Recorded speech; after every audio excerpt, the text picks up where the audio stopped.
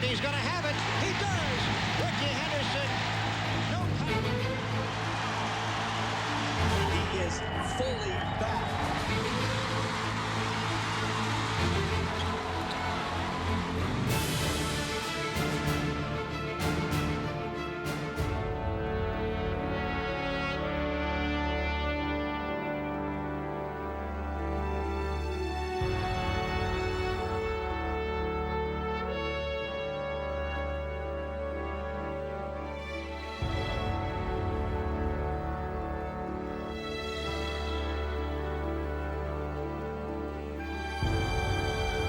Rickey Henderson is truly a one-of-a-kind person.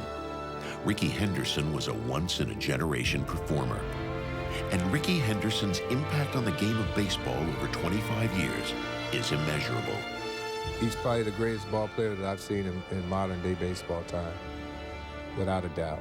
I mean, a guy that literally could change, the outcome of a game almost solely, almost by himself. I never saw anybody really come close in the totality of what Rickey could do as a runner, as a power hitter, and also as a guy, as just a presence in the batter's box. I think in Rickey's case, you can look at, he was the best during that period of time that he played. There's nobody better. I don't think that there is any one player in my period of time that can totally dominate a game by himself like Rickey could in so many different ways. God put Rickey on this earth to play baseball and to show us a way to play this game that was very exciting. There were just so many things that he could do that it just completely scared the living daylights out of the opposing team. I think he just changed the game by being unique in the sense that for a little guy, he probably had the greatest combination of speed and power. He probably needed less help than anybody else to do his job. You have a one-run lead, it's the ninth inning. Who's the guy that you'd least like to face? It's Rickey. He had all kind of ways to score a run, not going to run, whatever. So, and he did it year after year, the longevity, everything, just a total package. The dimension he had of being a 5-tool player, he could do it all. And there's no question with his speed that he could get on base and everything changed. He is the most dominant player I've ever seen play the game of baseball. So when you say, what is it like to see him play? It's the same way every day. I mean, really, if I'm not pitching, it makes it fun to be a spectator on the bench. His quarter-century career led to a laundry list of achievements and milestones. The unquestioned greatest leadoff hitter of all time is also the game's stolen base king. Henderson is the record holder for both runs scored and home runs to lead off a game. His skill set made him nearly impossible to stop on the diamond. He had the speed, he had the power, he had the patience. When Rickey walked into the batter's box, it's like the opposing team was already on its heels, He could win a game, like leading off a game with a home run or, hitting one late, getting on base via the walk, steal second, steal third, and score on a ground ball. I think Rickey, his level of intensity, the will to win and the will to be the best was what he brought to the ballpark every day, and it was contagious. When it comes to talking about leadoff hitters, Rickey was the best ever. When it comes to guys stealing bases, Rickey was the best ever. When it comes to left fielders, in the American League, Rickey was the best ever. He led baseball in larceny. I mean, he would get on base without a hit and score a run without a hit. How many home runs did the 2 or 3 hitter get because the pitcher was focusing on Rickey not stealing second or stealing third, that the pitcher didn't concentrate on making a quality pitch and the guy ends up hitting it out of the ballpark? And then he had, a real burglar-type mentality. I mean, he's out there to abuse you on the bases. And when he got on base, the action really got started. He was scary because he would dance off that bag and the pitchers would become discombobulated. I mean, you could just see some of them just self-destruct. The idea was don't let him get on base. But when he got on base, some pitchers would just absolutely melt. As the old saying goes, speed never goes into a swamp. And Rickey had the speed. Rickey would invent runs. And I don't know how, he had so many different ways of doing it. This was a person that could generate a run without even a hit. I mean, 3 hitters could go up and no one could hit the ball out of the infield and you could be up 1-0. Whether it was a 10 to 15 year period of time, he was the best. There's no doubt. And I think he'll go down as the all-time best, whether it's a left fielder, offense, but no doubt the stolen base threat that he was and the success rate that he had and how he could change a game just by getting on base. You appreciated what he did, and you feared what he did if you're on the opposing team.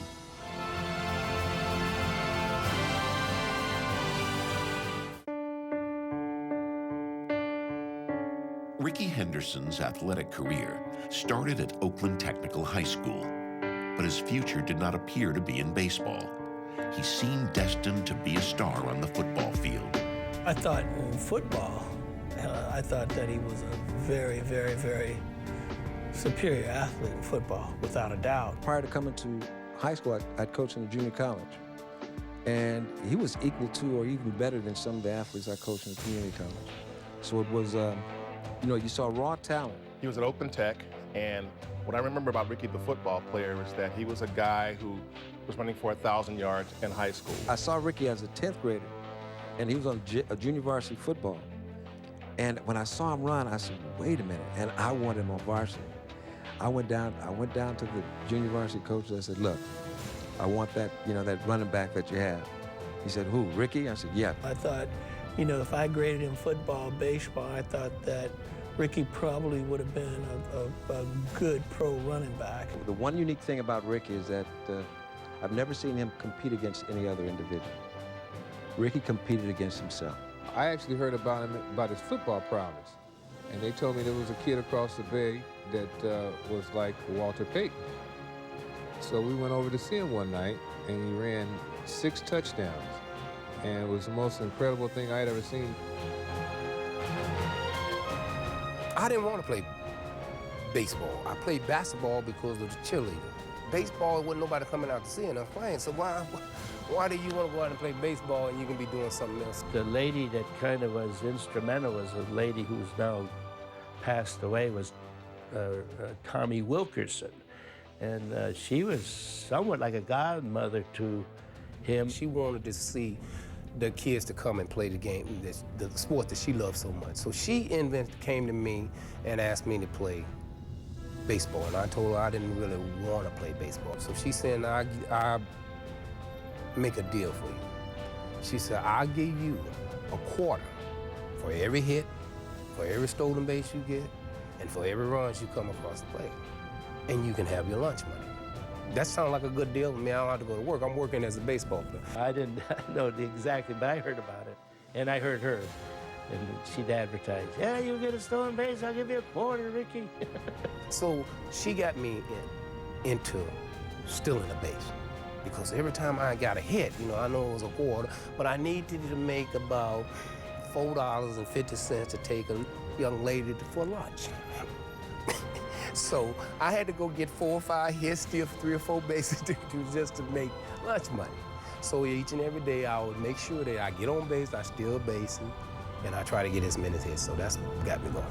When Rickey showed up for an all-star team that was combined with a Berkeley team and North Oakland team, and I first laid eyes on him, it was like, man, I'd never been in awe of a guy in my life until I saw Rickey Henderson.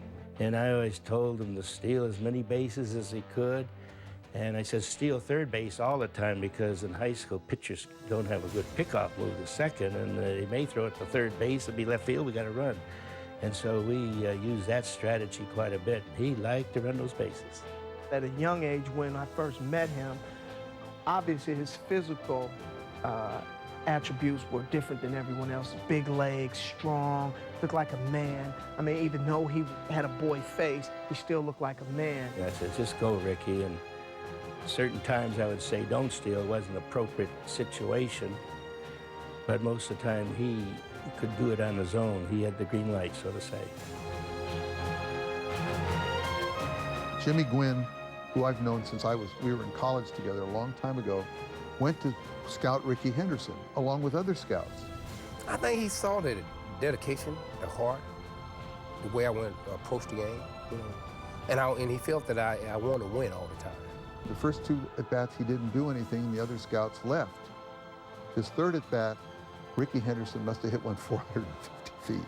I mean, it was just eye-popping. Jimmy told me the story, so he signed him. And it wasn't for when I wouldn't have been a baseball player, because I don't think they would even give me the chance. But he felt that I would be a great baseball player, and it turned out that he was right. Rickey was right for the A's in the 4th round of the 1976 amateur draft. Being selected by his hometown team was a dream come true for the Oakland native. Oh, I was thrilled. I was happy that I was going to be home. I got a chance to play in front of my mom. I got a chance to play with my family. All the people that grew up that saw me play as a little kid in Little League, Pony League, and all that. By the time Rickey got to AAA baseball, which we faced each other in AAA, we faced each other in the minor leagues, and by the time he got to AAA, I knew he was going to be an impact player in the big leagues. Rickey's always been a humble kid, and that's what I noticed about him at first. Rickey Henderson will lead it off for the Oakland A's, making his first appearance at the plate in an Oakland uniform. You know, always receptive to advice, and just the joy of playing Major League Baseball. That was like none other had. You know, he really loved playing baseball, so it was just a treasure to be around somebody like that, and it was kind of, it rubbed off on you. At that particular point in time, we all just wanted to go out, watch him play left field, see what he did, how he hit, you know, how he would get his lead, how he would steal bases. You know, some of us even tried to run like Rickey, but we couldn't do that. This guy who really not only could run and hit, but had a flair about him, you know, and I think that's what fans really, the minute he stepped on the field, his first year, he was a fan favorite, and he remained that throughout the course of his career because, A, he acknowledged fans, but B, he put on a show.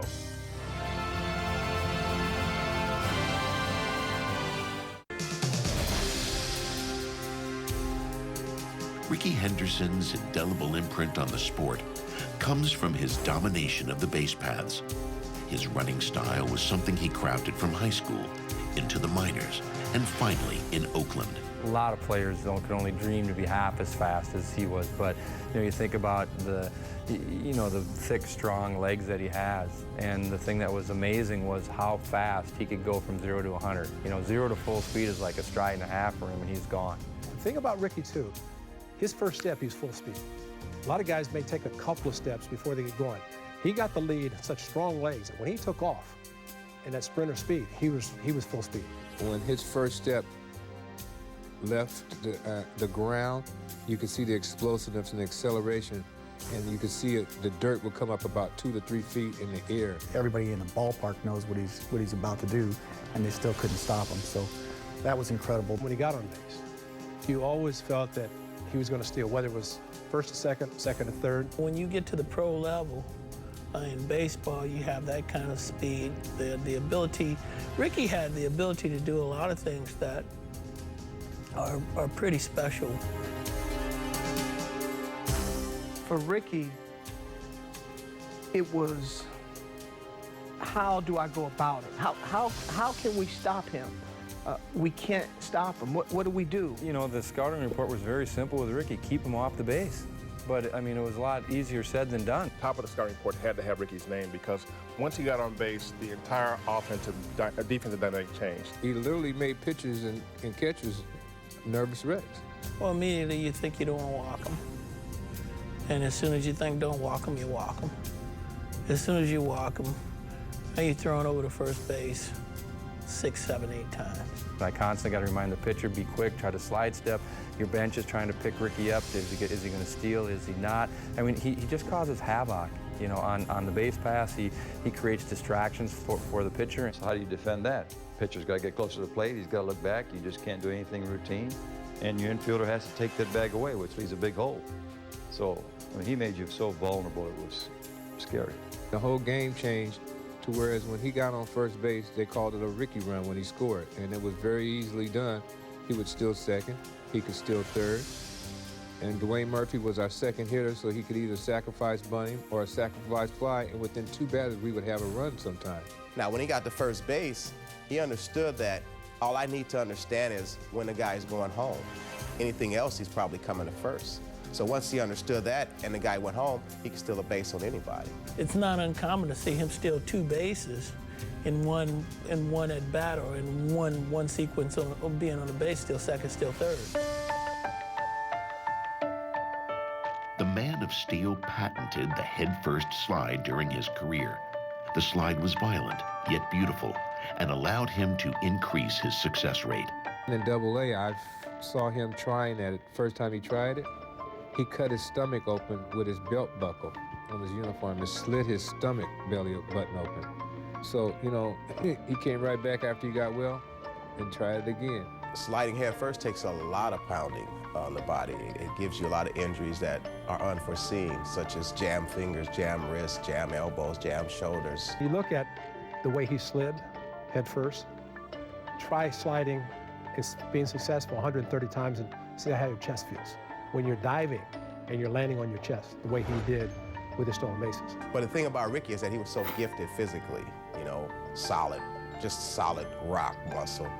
And he had a great chest. I don't know if I ever saw anybody with more bumps and lumps and bruises on their body. So I look at it and say, this guy abused his body on the baseball field, while others were saying, he needs to be a little tougher. He wants to sit out every now and then. Well, I think he needed to sit out every now and then because he put so much into it. If Rickey didn't feel like he could play up to his ability and his legs, his jets, what he called them, if he couldn't turn on the jets, he wasn't going to go out there and give you a 70% effort on the field. And that's just how Rickey was. He didn't know how to back down for the most part. So if Rickey said his legs was bothering him, I would be one to believe that Rickey's legs was bothering him because I know what he wanted to do. He wanted to play every day. You know, the great hitters, you worry about, you fear those guys, but with Rickey, there was the other dimension because he could get on base and beat you with his legs. He could get on base a lot because of his strike zone. His ability to beat you and you not to be able to stop him. Speed is something that's so hard to defend because if you have it, you have it. It can't be taught. He's just a distraction. In itself, he is a distraction. He's a guy that you really just, you know, on the hottest day in Arkansas with the humidity at its best, he's a nest of mosquitoes is what he is.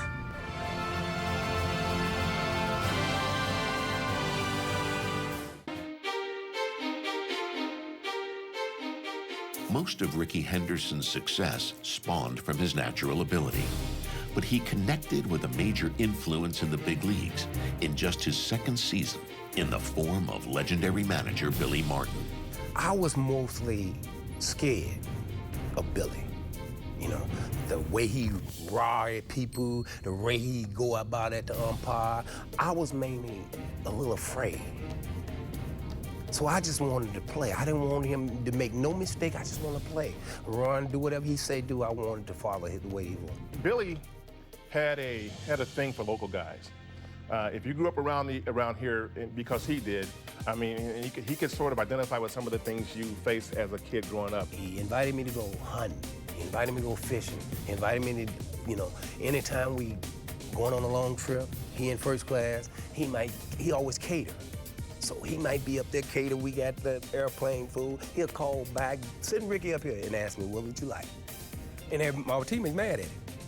Because Rickey ain't sitting there, I was like, man, listen, man, what can I say? I eat something, but I can't tell him to do that. So he was like that to me. Well, it was the rebirth of baseball in Oakland. Billy Martin came here, and there was a whole bunch of new players that came to the A's in the early 80s, late 70s, and Rickey was one of them. And Billy knew how to use him, you know. Basically, turn on the green light and let him go. And Rickey had kind of a free rein to go when he wanted to go. Well, I think what Billy did is Billy gave him the green light, let him run. And anytime you have speed like that, there's no manager is going to shut him down and say, this is not our type of club. One thing about Billy, he was a smart man, and he knew not to try to change anything that Rickey was doing. See, Billy Ball was manufacturing the element of surprise. There was no surprise or any secrets about what Rickey was going to do. Rickey was very inventive. I mean, that's the whole nature of his being. And so he just kind of turned them loose. And gosh, how they got to the playoffs that season, I don't even know. But I still think, besides the pitching, Rickey was the main reason. We faced him in the playoffs in '81 for the pennant, and we knew what he could do then. And you know, Billy had him really confident and loose, and very aggressive players. And on that ball club, and they were running everywhere, and Rickey was the epitome of all that. The other part of it is that from Rickey's end, I think he saw Billy as a guy who appreciated what he did. And, you know, if there was one thing that Rickey wanted for his entire career, appreciation. Rickey was one of the ones that could go, Billy, you tripping. You know, no one else could say that, but Rickey could do that because Billy knew what Rickey meant to the team. And he respected Rickey for that. And because Rickey wasn't scared, because Rickey didn't think anybody should stop Rickey. As personalities go, they both could be a little prickly, you know. But at the same time, they understood each other, and they respected each other, and they were able to get along. The 1982 season was a magical year for Rickey and the Billy Ball style. It was a season that placed Henderson in the record books for the first time with an amazing 130 steals in 1 year. I didn't know what the number would be, but I knew he could set the all-time record. It was there before. You could see that he was unstoppable. I was running, and we was having a great time, and Oakland was all Billy Ball. So we was excitement fan. So when 82 came around, we went to spring training. He came over to me, and I thought we were just gonna say something, just talking, and we got to talking a little bit, and he said, guess what? This is what we gonna do this year. What we gonna do this year? He said, we're gonna break the all-time record. That's 118. That's a lot of run. That's a lot of stone. How are we gonna do that? And I'm thinking, oh, I can't do that. I can't do it. He said, we gonna break the record. With me reading the picture and you getting the great job, they can't beat us. Okay. Each day, you just couldn't wait to get to the ballpark to see what he was going to do. How many was he going to get this day? Was he going to get 2 today? Was he going to get 3 today? What are they going to try to do to stop him today? You know, what kind of plays are they going to try? It seemed like Rickey was trying to steal a base every time he got on. I mean, you know, in the past, there were times when he would get on base and you didn't. But that year, it seemed like he was going for the record. He was going to run every chance he got. Went on through spring training week. I'm practicing on me stealing 100 bases. He came, and during spring training, he goes, when you get on first base, look at me. And I'm gonna tell you when to steal. I said, oh, you ain't gotta tell me when to steal. I know when to steal. He said, no, I'm gonna tell you when to steal because I know when the pitcher is gonna throw a breaking ball. So you can get a better jump on that, and then breaking ball, they can't throw you out. Oh, good. Because I'm reading on the emotion on what he's doing. I didn't know what he's going to throw. What I recall most from that year was that he kind of taunted teams. I mean, teams knew that he was going to try and steal. They knew it. Everybody knew it. And he was able to do it anyway. And I can be on first base jogging with the first baseman, and he'll pick at something and, oh, I got him, so I'm going on that pitch. I don't care if I get a bad jump. And I was probably like 85% safe all the time. So that record that we broke, not with just me, it was me and Billy. Because I might have wouldn't have done it without him. Henderson takes another step, and there he goes. It's a pitch out. The throw by Simmons. Number 119. He's over the hump. When you know that everybody in the ballpark knows what you're trying to do, and the other team knows exactly what you want to do, and they can't stop you. I mean, that's as good as it gets for any athlete. Whether you're baseball, any sport you're playing, if you know you can't be stopped, that's as good as it gets. And that's what I remember from 82, it seemed like he couldn't be stopped as a base speed.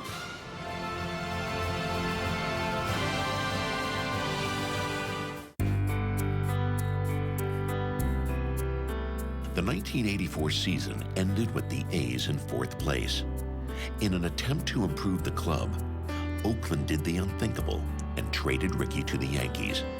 The trade from New York's end was driven by none other than Billy Martin.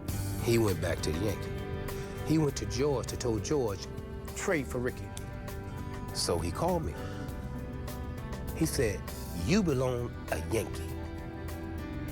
You are a great ball player, and the Yankees are the greatest team ever, and you deserve to be a Yankee. Couldn't believe it, and I was very critical of the A's in a column that I wrote at the time. Because I knew he was special. I think it was pretty devastating to him. But at the same time, that team wasn't what it was either, and it was time for Rickey to move on. And I think the Yankees at that time had that place where he needed to be. It's unfortunate that if you have a team that's struggling to win games, what do? You look for the player who can get the most for you from another team. I think the A's were trying to maybe, create a little bit of a different persona at that time. And also, he was a high maintenance guy. And I think they were looking for something that's a little lower maintenance. And the third component is he had great value, And so when you trade a guy who has great value, you're looking to get something in return. From his standpoint, going on the big stage, the biggest stage in baseball in New York, and do what he did, it was perfect for him.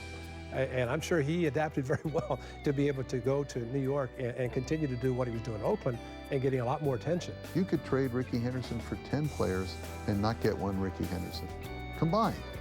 You couldn't take those 10 players and get the impact of one Rickey Henderson. So now me and Billy clicked it again. And he said, I know you belong to the Yankee. You are natural for a Yankee. And then that's how it carried on to being a Yankee. And then it made it a lot easier for me to do that transfer from being not being home. Rickey Henderson was already cemented as a great player before the trade to the Yankees. New York was the platform that gave him the recognition as an icon.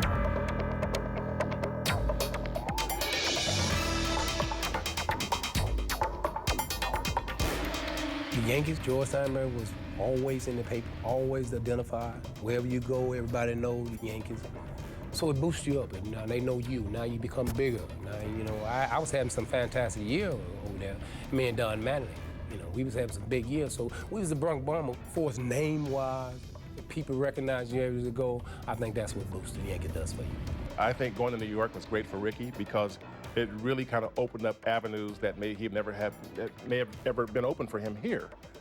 As a Yankee, I mean, you had everything before you. You're at the Big Apple, Yankee Stadium. The world is watching you.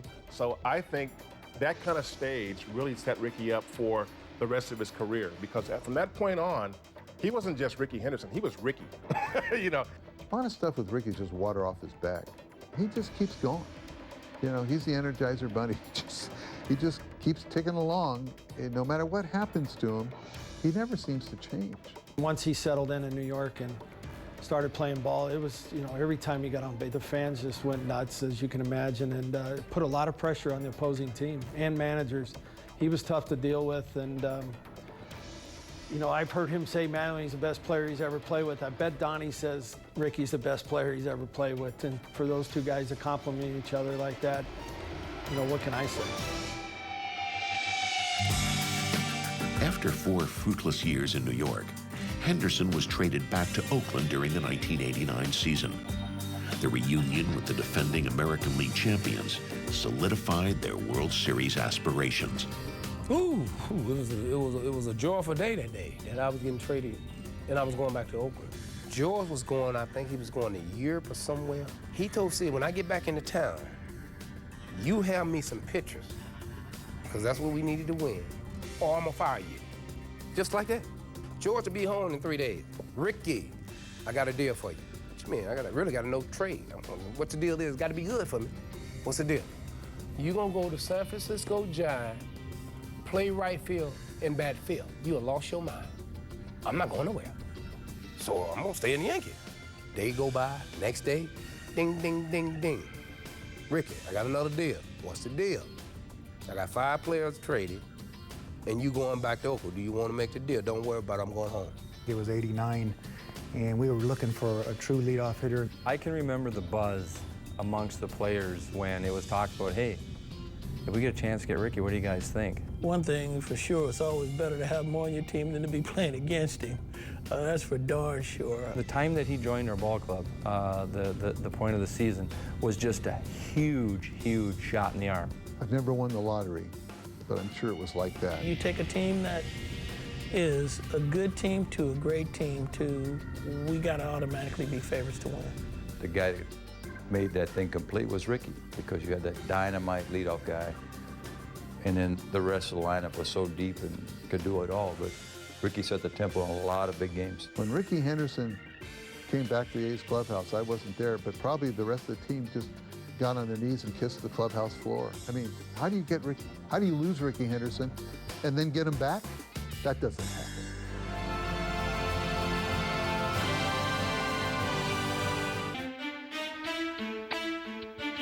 The The 1989 postseason was the gateway to glory for Rickey Henderson. His outstanding playoff performance in both the American League Championship Series and the World Series catapulted his league-wide standing. As a player, your goal and your joy of all of it is getting to the postseason. That's why we go out there and work 162 days to get to the postseason. Nothing else doesn't matter. I don't know if I ever saw a postseason where one guy just kind of captivated me. I'm riveted to this one guy doing what he does. There's always one guy when you get ready for the playoffs that they say, don't let that guy beat you. Rickey was that guy with the A's. He just went crazy. It was,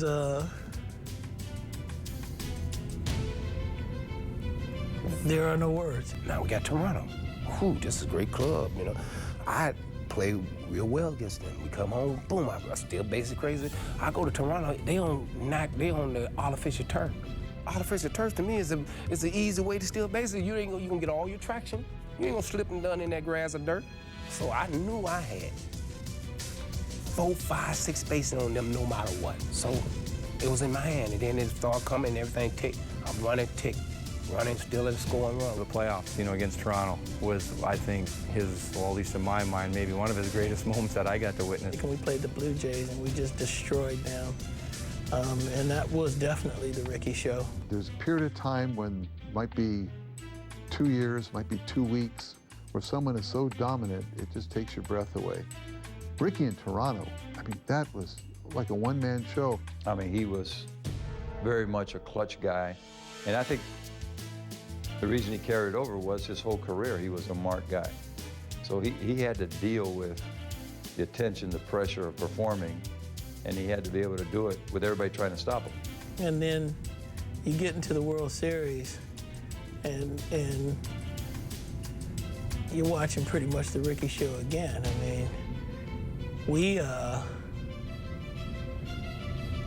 You'd have to be there.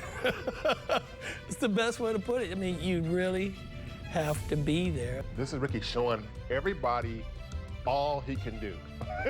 This is really, if you just take that postseason and say, okay, I want you to lead this team to a championship.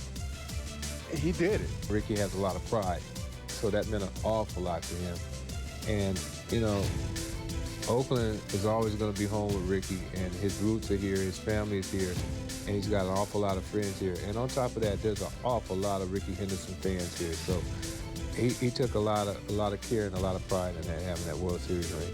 We ended up winning the day, and it was just a thrill. It was a dream come true. If I ever was playing any other sport, or if I wanted something to happen in baseball, it happened this year. After achieving the greatest team honor in 1989, Henderson followed up by earning the highest individual honor in 1990 by winning the American League Most Valuable Player Award. Once I got through the World Series and this and everything had ticked, and to me it brought a new life to me. Now my goal was to get better.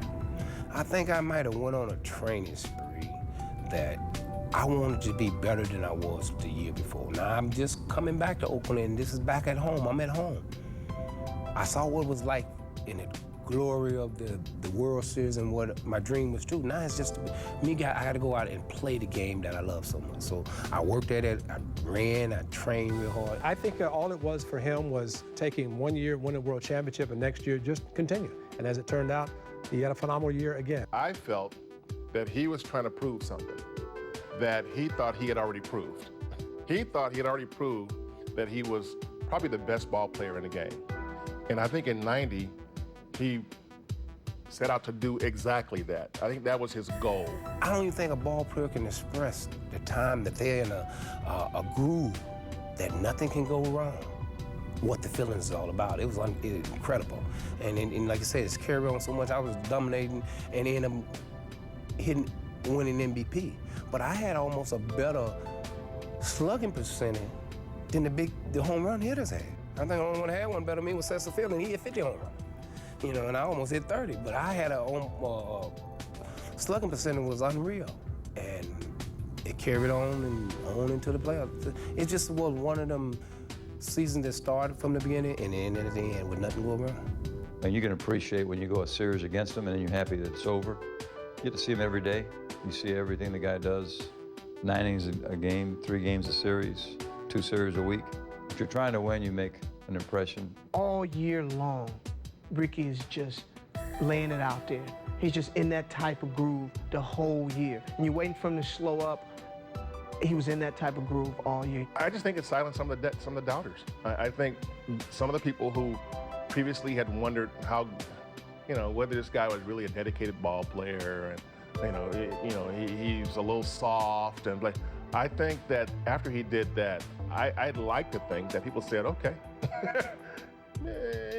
he's okay. He's not such a bad ball player. There was a consistency about Rickey that year, very consistent, and he found a lot more ways to beat you more often. And that's usually what makes an MVP. How many big games do you have in the course of a season? And that was, that was Rickey's golden year.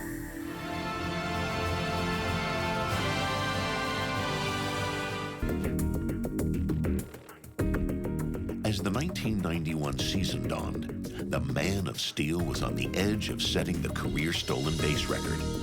On May 1st, 1991, he would overtake Lou Brock in the record book with some controversy along the way. Nothing was surprising to him. Nothing at all was surprising to what he could do. And so just his whole career. And to break the record, that was just a number, when it was going to happen. And as it turned out, he was going to make sure it happened in Oakland. It was as inevitable as the sun rising in the east. It was going to happen. It belonged to Rickey. Nobody deserved it more. Just let him do it. He's going. Here comes the throw. He's got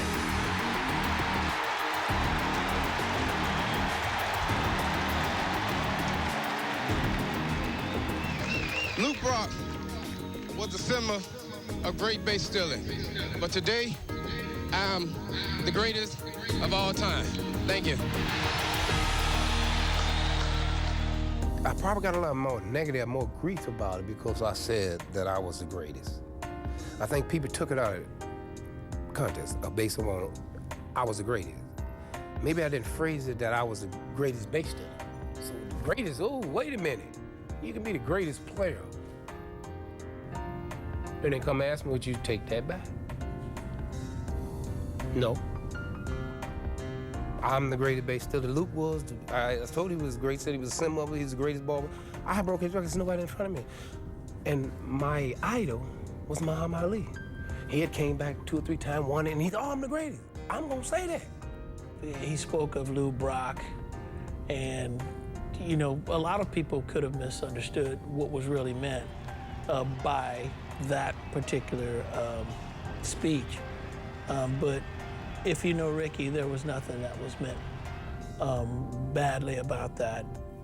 Say they're great is almost the worst thing that could have happened to them in baseball. Because people seemed like it was really just mad about it. And they never let me live it down.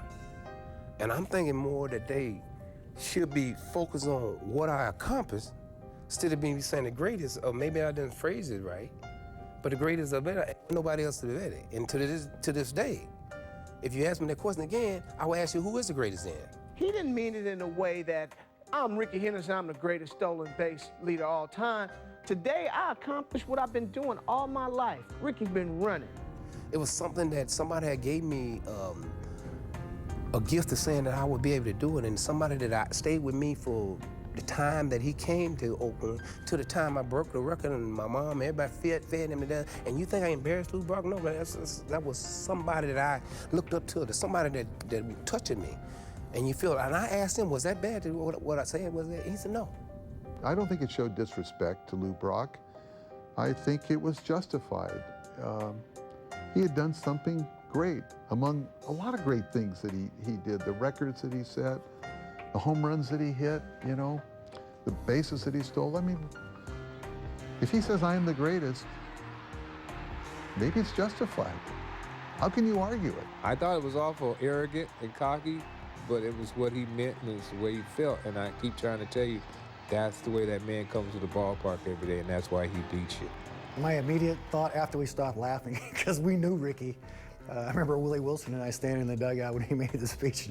He made that speech, we just started laughing, and we knew that it didn't come out like he wanted it to. The bottom line is that this guy's played baseball for this many years. I mean, when he broke that record, he was still in his early 30s, and that was a career record. You just don't see career records broken when a guy's in his early 30s. And I remember thinking, you can't take that away from him. That moment crystallized Rickey Henderson through his whole career. Often misunderstood, Rickey was known for his unique style of speech. That style took on a life of its own. I mean, the Rickeyisms? Well, yeah, we call it the Rickey Do. Whatever's going on out there, you know, you say this the Rickey Do. If Rickey did it and you say, why are you surprised? That's just Rickey being Rickey. That's part of, his humor, to be honest. And I'm not too sure, as like Yogi Berra. I mean, Yogi Berra says a lot of funny things that end up in books. And Rickey could be similar. We used to tease Rickey every once in a while. Guys would say to each other, hey, don't let him talk to the media. Don't give him a microphone because, he'd make little mistakes like that. But he used to say and do things, man, that just would crack us up, Right up top of my head, it's hard to remember some of the things. But when I think about Rickey, all we did was laugh. Rickey had his own speak. It wasn't anything. It was unique and funny in his way. It was neat. It's just a personality thing. He was in his own world. And you knew, as a player, as an athlete, you talk to yourself, maybe not like Rickey did, but Rickey didn't have any problem. No, if that ain't a strike, what do you mean? Because Rickey don't take strikes like that. Now, I'm not going to tell you directly, but you figure it out. And he talked to himself a little bit in the locker every once in a while before the game. I never could understand what he was saying.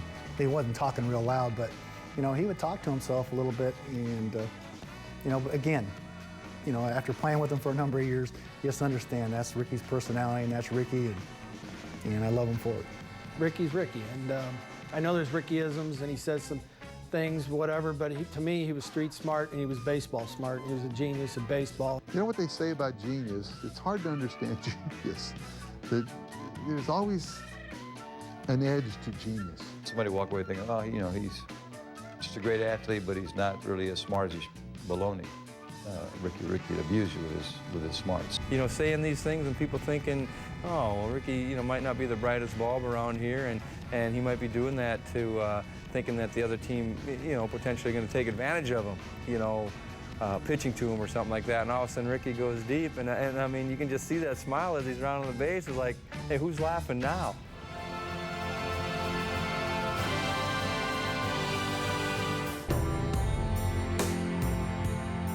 Rickey Henderson will always be intertwined with the city of Oakland. Everything about his life speaks to his roots in the Bay Area, and the tie that binds will never be cut. I was from the Bay Area. I had a lot more fans than most athletes or players in that city because I was from Oakland. So the people from high school, people from all over Little League, wherever, they come out to see me play. And, I was at a thrill with it, and like I said, the fans just kept pushing me and backing me and this and that, and things go wrong, they was always behind me. So I tipped my hat out to them, and I couldn't have did it without them at all. I couldn't have did it without the fans that here. I couldn't have did it without my family that backed me back here. I couldn't have did it by myself. So I give them credit. Anytime you hear Rickey Henderson's name, you're ready to go out to the ballpark, ready to go out to the Oakland Alameda Coliseum, watch him steal some bases. He's from one of our underdeveloped areas in Oakland, and I tell you, he's an American dream come true, basically. He's a star in the ghetto, and wherever he goes in Oakland, he's recognized immensely, and people love him here. When you come from where we come from, it's easy to forget the things that make you the individual that you are and give you the background to where the strength that was needed to become successful in this sport. Rickey's never forgotten 1 minute what he learned from, his background, from his youth, from his mom, growing up in this world. This seemed to be his home, and he seemed to flourish here. He did well elsewhere, but this is where he flourished. Rickey Henderson belongs to Oakland, and Oakland belongs to Rickey Henderson. He would do anything and everything he can or could to help other young players develop, especially in the city of Oakland, the way he did. Well, that's how it was in our community. You know, we looked for one guy to make it so that we could really piggyback on what he was doing. You know, his success was key to us. If we saw success in him, then we knew we could do it. You know, he's been to the pinnacle of the sport, but he still remains humble.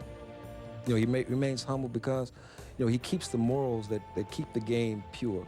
A local kid, grew up here, played here, never really moved away from here in most ways, and represented the city well as a ball player and bought a ring here. So I think when people look at him around here, they see him as the greatest A's player probably ever.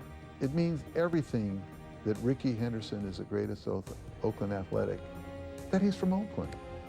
I mean, it's like tying a ribbon around the whole Rickey Henderson story. The city of Oakland loves Rickey Henderson, and Rickey Henderson is the city of Oakland.